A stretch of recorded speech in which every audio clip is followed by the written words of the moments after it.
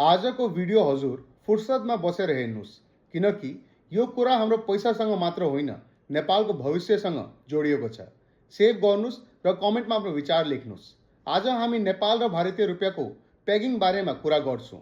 पेगिङ भनेको मानु तपाईँले आफ्नो घडी छिमेकीको घडीसँग मिलाएर राख्नुभयो। छिमेकीको घडी अगाडि गयो भने तपाईँको पनि अगाडि जान्छ, पछाडि गयो भने तपाईँको पनि पछाडि। नेपालले पनि आफ्नो रुपियाँ भारतीय रुपियाँसँग त्यसै गरी बाँधेको छ। सन् 1993 देखि अर्थात् 32 वर्षदेखि एक भारतीय रुपियाँ बराबर 1 रुपियाँ 60 पैसा नेपाली कायम छ। बजारमा डलरको भाव जतिसुकै तलमाथि भए पनि यो दर फेरिएको छैन। नेपालले किन गर्यो? 3 ठुला कारण छन्। पहिलो, व्यापार। हाम्रो 60 देखि 65% सामान भारतबाट आउँछ। चामल, तेल, औषधि, ग्यास। यदि दर हरेक दिन फेरिने हो भने पसलमा सामानको भाव हरेक हप्ता बदलिने थियो। दोस्रो, रेमिटान्स। लाखौं नेपाली भारतमा काम गर्छन्। दर स्थिर भएकाले उनीहरूले पठाएको पैसाको मूल्य अनुमान गर्ने सजिलो हुन्छ। तेस्रो, महँगी नियन्त्रण।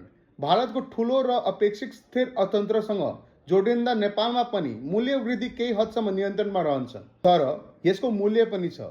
हाम्रो अर्थतन्त्रको रिमोट कन्ट्रोल हाम्रो हातमा छैन। भारतले ब्याज दर बढायो भने नेपाल राष्ट्रिय ब्याङ्कले पनि त्यसै गर्नुपर्ने बाध्यता हुन्छ। भारतमा महँगी बढ्यो भने नेपालमा पनि बढ्छ। हामीले आफ्नो आर्थिक नीति पूर्ण रूपमा स्वतन्त्र रूपमा चलाउन पाउँदैन। धेरैले भन्छ पेगिङ हटाएर नेपाली रुपियाँलाई स्वतन्त्र छोडिदिउँ। तर छिमेकीको पाकिस्तानलाई हेर्नुहोस्, त्यहाँको पैसा ओपन मार्केटमा छोडिँदा $1 करिब 280 पाकिस्तानी रुपियाँ लाग्छ।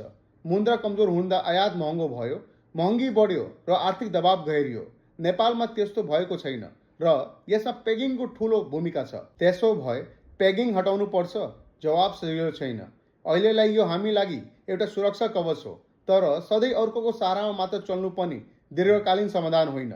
नेपालले आफ्नो उत्पादन बढाउनु पर्छ, एक्सपोर्ट बढाउनु पर्छ। त्यसपछि मात्र यो बहस साँच्चै अर्थपूर्ण हुन्छ। तपाईँले के लाग्छ? के अब नेपालले भारतसँगको यो नाता पुनर्विचार गर्ने बेला आएको हो? स्थिरता र स्वतन्त्र दुवै चाहिन्छ, तर कुन बेला कुन रोज्ने? यही नै आजको बहस हो।